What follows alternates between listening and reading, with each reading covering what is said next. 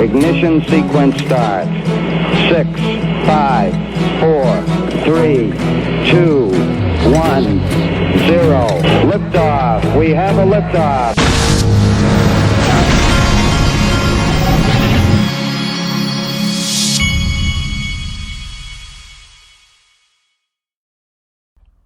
Hey everybody, this is the Digital Asset Investor, and Ripple Labs is doing for value what the internet did for information, enabling its instant and seamless flow around the world.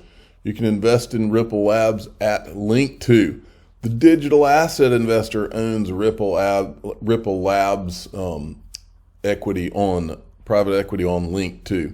They are one of my sponsors. The link's in the top of the description of this video. I want to show you this. This is a tweet from BitBoy. Today I spoke with someone very connected to the inside of the FTX scandal and how it relates to the upcoming hearings. All I can tell you is that from the conversation is this. A, SEC is getting held accountable. Goodbye, Gary. There is another level to this story that no one knows about publicly.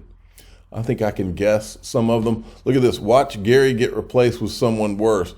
Definitely a concern, but hard to find someone worse, to be honest. All right. Now, this is Dr. Martin Hisbach. I don't know if I'm saying his name correctly, but he's the head of research of Uphold. He's over there in Davos right now. And he tweets this out.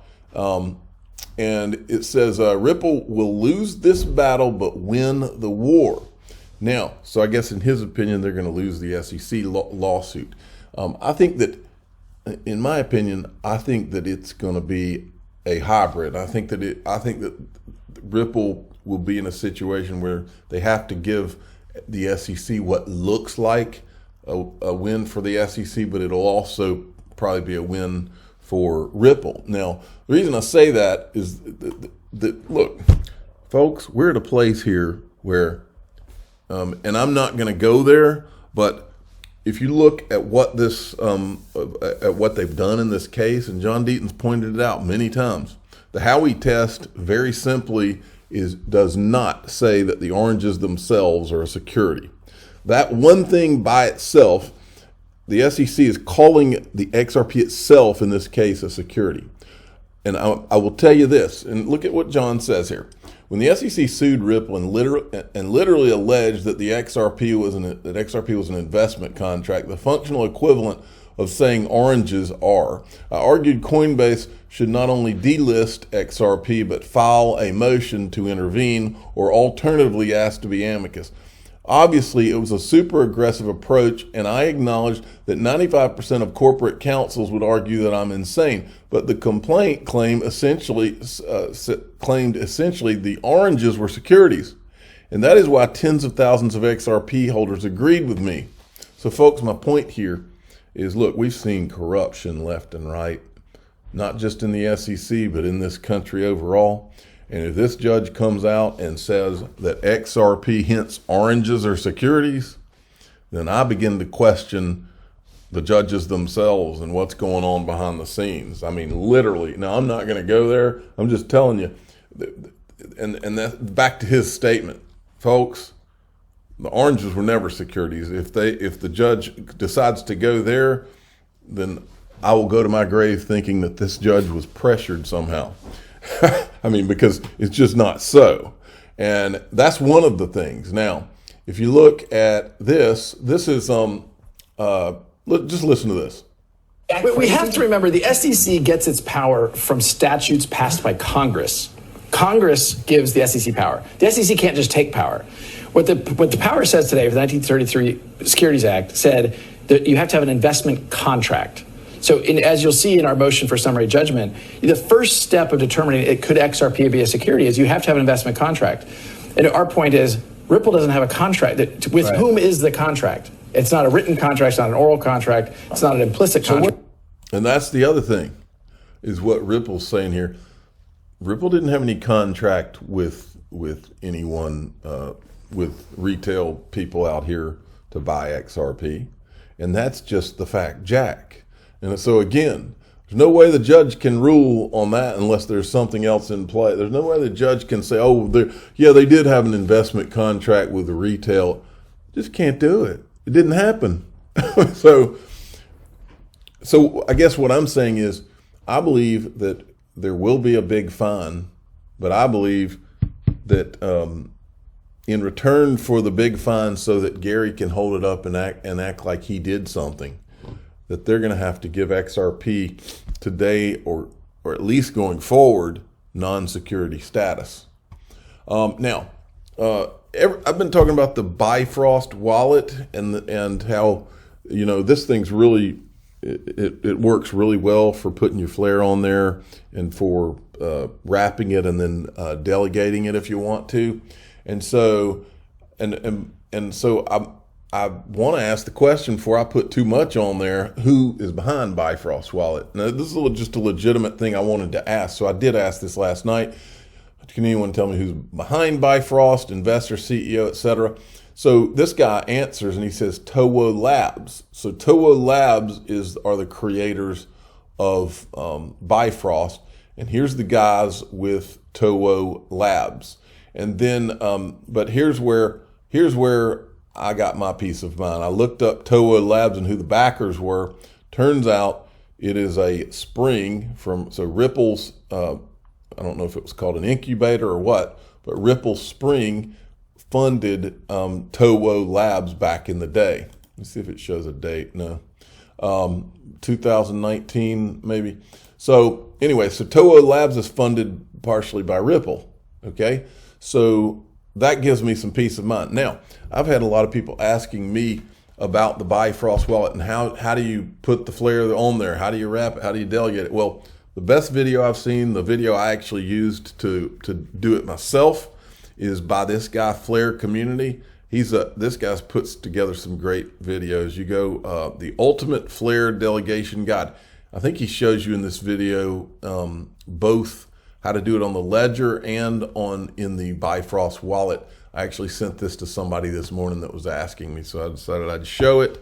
Now, moving along, looks like Fred Rispoli has thrown down the gauntlet and he has filed a class action lawsuit against Coinbase for failing to issue 2 airdrops featuring Flare Network's native token Flare and the associated Songbird. My Songbird is on this, I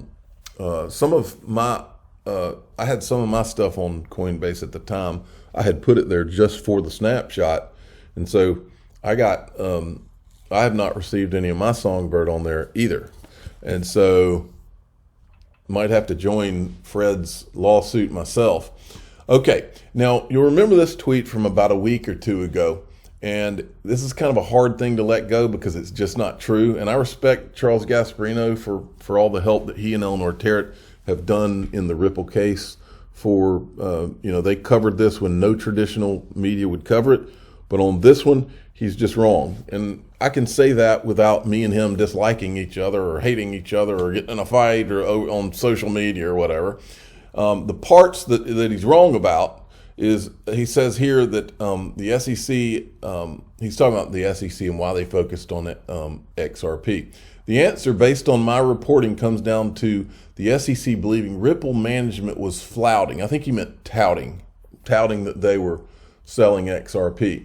Okay, SEC's authority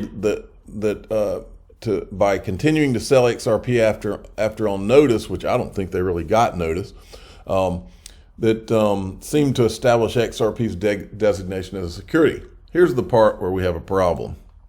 Notice, Ethereum did possibly one sale and stopped, no case. So in other words, they did the ICO and then they stopped. No, all they did is they had the ICO, then they created Consensus and the Ethereum Foundation so that it didn't look like it was a part of the same thing when all along it's the freaking same thing.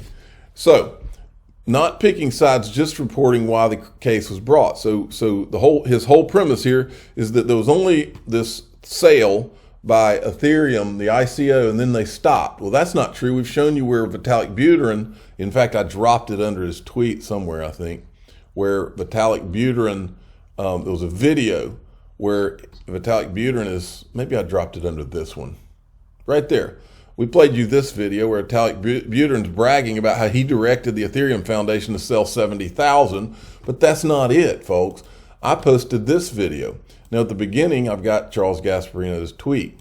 And then right here, remember the Freedom of Information Act request, where they said that they showed all the people who'd been in communication with Bill Hinman leading up to that speech, the Ethereum Free Pass speech.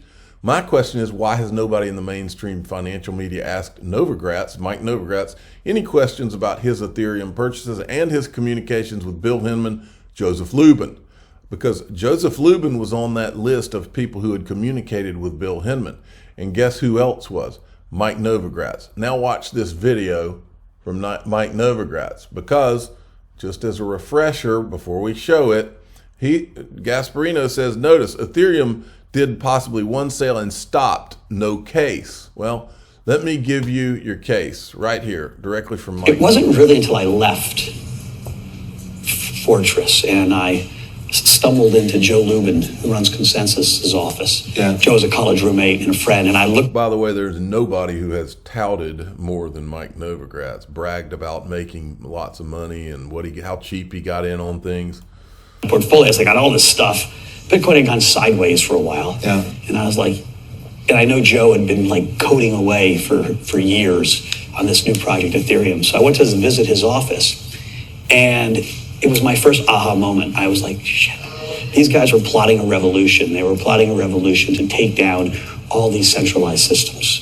And so if it was, the cloud, if it was ride sharing, file sharing, all the verticals, they had them on their wall. Really? The music business. Had a very clear sense of where they were going. They had a very clear sense.